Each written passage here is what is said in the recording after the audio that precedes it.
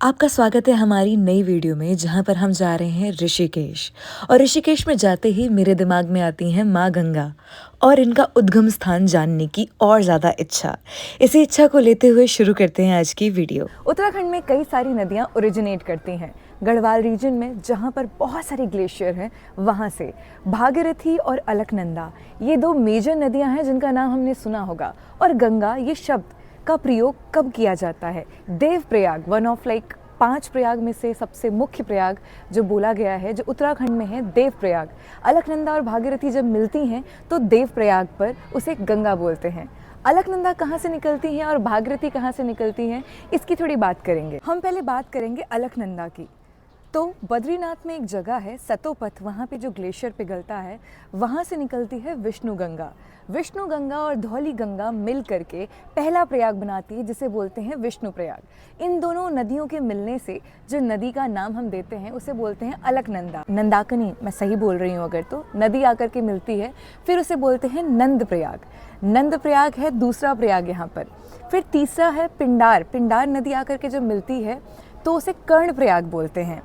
और फिर आती है हमारी, एक है नंदाकिनी नदी और एक है मंदाकिनी। केदारनाथ से जो नदी निकलती है उसे बोलते हैं मंदाकिनी। मंदाकिनी जब हमारी अलकनंदा में मिलती है तो उस स्थल को हम बोलते हैं रुद्रप्रयाग।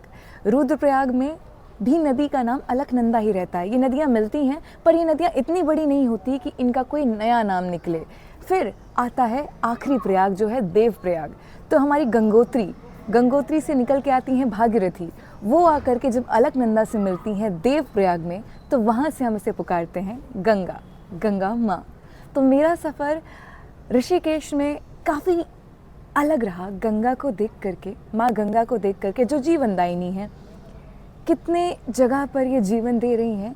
नदियों का ऐसे कितना महत्व है कि आप अगर ऐतिहासिक देखिए, धार्मिक देखिए, आध्यात्मिक देखिए तो अलग अलग तरीके से एक भावना अंदर आती है, निकलती है।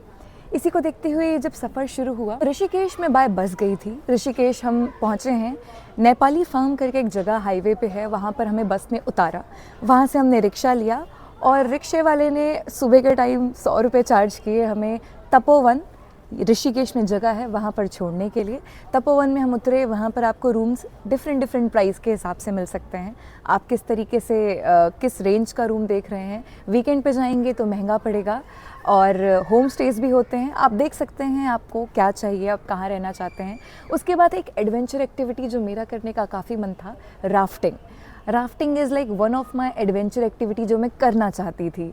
राफ्टिंग की मैंने, और क्या ही एक्सपीरियंस मैं आपको बताऊं, तो एक कहानी मैं आपको राफ्टिंग की शेयर करूंगी जो उस दौरान हुई। जगह जगह आपको राफ्टिंग के लिए, कैंपिंग के लिए सब जगह मिल जाएगी, तो ऐसा बिल्कुल नहीं आपको ढूंढने में दिक्कत आएगी। इवन वो लोग आपके पास आते रहते हैं, आपको राफ्टिंग करनी है पूछते रहते हैं। ऑन एन एवरेज हम अगर प्राइस रेंज बताएं तो 500 के अप्रॉक्स आपको मिल जाएगा। ऑफ या ऑन सीज़न का मतलब होता है कि आप कौन से महीने, आप ठंड में जा रहे हैं, आप गर्मी में जा रहे हैं। राफ्टिंग जैसे कि अगर आप जनवरी में जाएंगे तो राफ्टिंग थोड़ी कम हो जाती है, पानी ठंडा रहता है। लोग गर्मियों में या थोड़ा ऐसे मौसम में राफ्टिंग ज़्यादा करते हैं जब मौसम काफ़ी अच्छा हो। तो राफ्टिंग का एक्सपीरियंस ऐसे था कि एक हमारे साथ गाइड होता है जो हमको सबको समझा रहा होता है।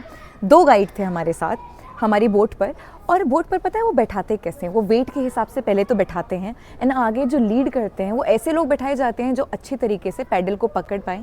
पैडल होता है, उन्होंने समझाया पैडल का कौन सा पार्ट है, होल्ड कैसे करना है वो बताया, फॉरवर्ड, बैकवर्ड, स्टॉप, रुकना कैसे है। गाइड प्रॉपर किया जाता है, जैसे कोई इमरजेंसी कंडीशन हो तो आप समझ पाओ कि अच्छा इस वक्त में हमें ये करना है, उस वक्त में ये करना है, घबराना नहीं है। ये चीज़ें बताई। डर तो लग रहा था और जितनी डेप्थ उन्होंने मुझे बताई थी कि 300 से 400 फीट गहरी हैं माँ गंगा वहाँ पर, और ये दिमाग में सोचते ही डर लगता है। पर जो हमने लाइफ जैकेट पहनी होती है वो हमें डूबने नहीं देती, वो काफ़ी अच्छी क्वालिटी की होती है। And as per they said कि 72 आवर्स या 32 आवर्स के लिए वो रहती है आपके पास, मतलब आपको ऊपर रखेगी।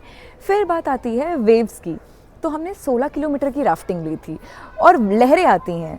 अब वो लहरें काफ़ी मेजर माइनर टाइप की लहरें आती हैं एंड वही मज़ा होता है कि आप नॉर्मल पानी में जब आप चप्पू चला रहे होते हैं, पैडलिंग कर रहे होते हैं, तब इतना मज़ा नहीं है। जब वेव्स आती हैं तब वो अलग ही लेवल का एक्सपीरियंस होता है, एक रश होता है, डोपामाइन रश होता है कि ओ माय गॉड, एंड डर भी लगता है।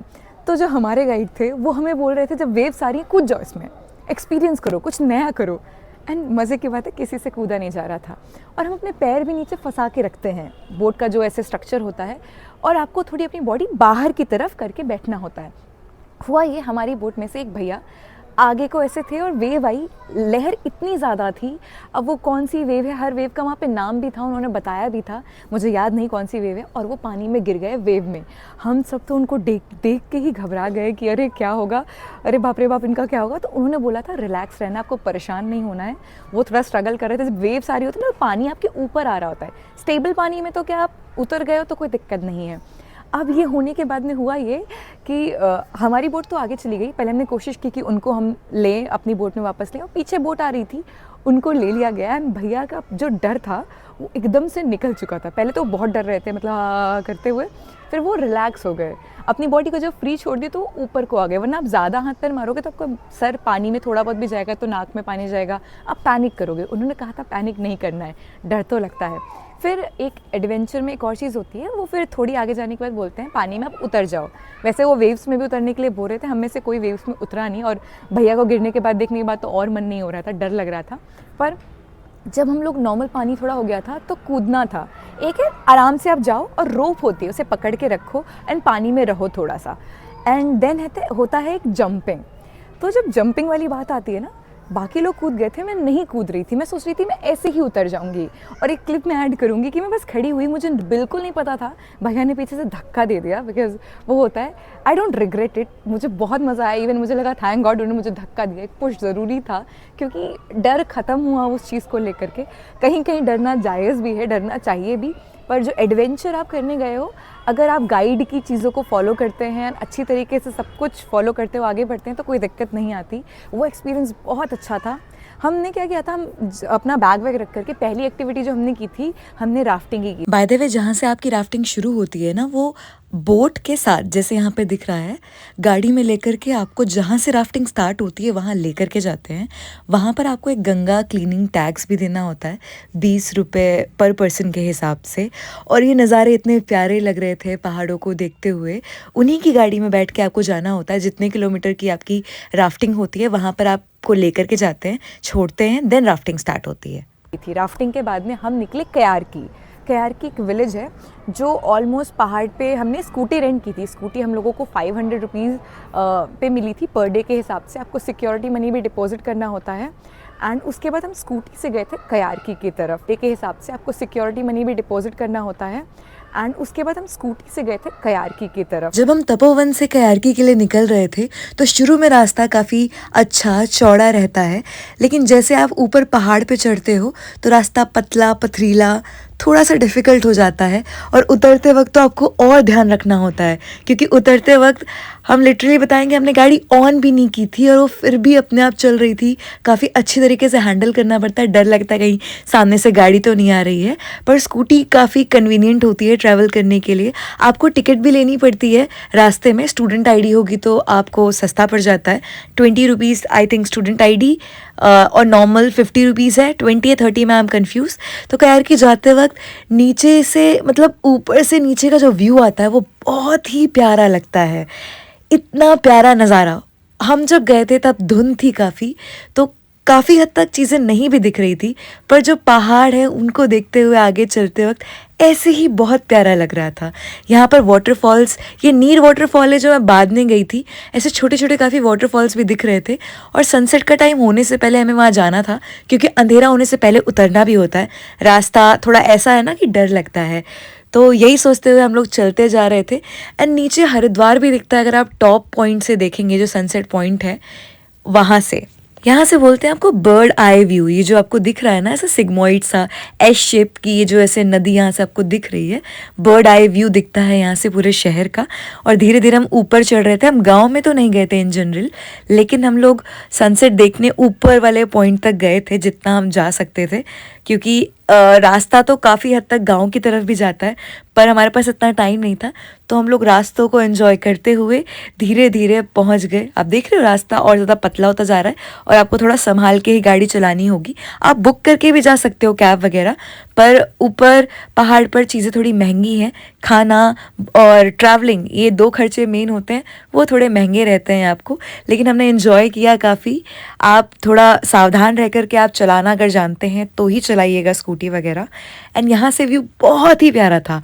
कैमरे में इतना अच्छा नहीं दिख रहा था, धुंध भी थी, लेकिन सामने से काफ़ी एंजॉय किया और पहाड़ों में जाके अलग ही मन करता है।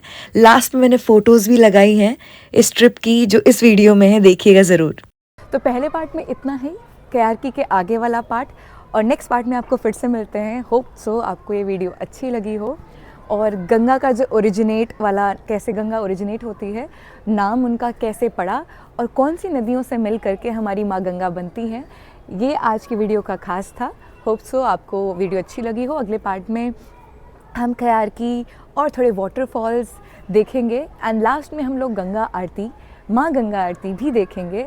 एंड ये पार्ट, मुझे माँ गंगा बहुत ज़्यादा अट्रैक्ट करती हैं। रीज़न बिहाइंड मुझे जानने का बचपन से काफ़ी ये रहता था कि ये मतलब इतनी हिस्ट्री अच्छी नहीं थी, इतनी ज्योग्राफी अच्छी नहीं थी, पता नहीं था मुझे कैसे ओरिजिनेट होती है, कहाँ मर्ज होती हैं, तो बहुत फैसिनेटिंग लगता था। अब जैसे जैसे बड़े हो रहे हैं तो मन करता है जहाँ से हमारी अलकनंदा, भागीरथी ये सब निकलती हैं, वहाँ मैं जाकर के घूम पाऊँ, और मौका मिला तो बिल्कुल मैं घूमूंगी और आप सबको भी घुमाऊँगी। सो होप सो आपको ये वीडियो अच्छी लगी हो। काफ़ी दिनों बाद ये वीडियो आई है। Thanks for all the support जो आपने अभी तक दिया है। I am so thankful.